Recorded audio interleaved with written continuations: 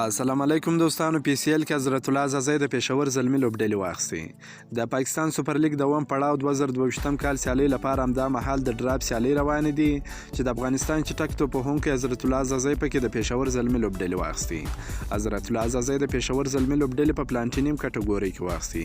نوموړی تیر کال هم د پېښور زلمي لوبډلې سره لوبېدلی و، په ډایمنډ کټګورۍ کې اخیستی و.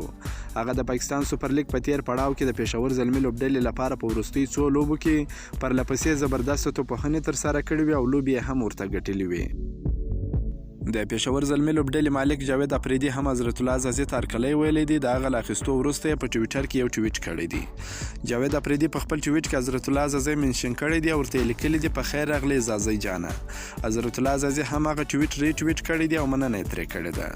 همداراز حضرت الله عزازی بیا په خپله فیسبوک پاڼه کې هم یو خپل یو عکس خپور کړی دی او په دې خوشحالي څرګنده کړې ده چې د پېښور زلمي لوبډلې لخوا اخیستل سوی دی. د یادولو وړ ده چې د پاکستان سوپر لیګ په تیر پړاو کې حضرت الله عزازی د پېښور زلمي لوبډلې لخوا په نیمایي کې اخیستل سوی و چې هغه په وروستي لوبو کې د پېښور زلمي لپاره ډېره ښه لوبه ترسره کړې وه.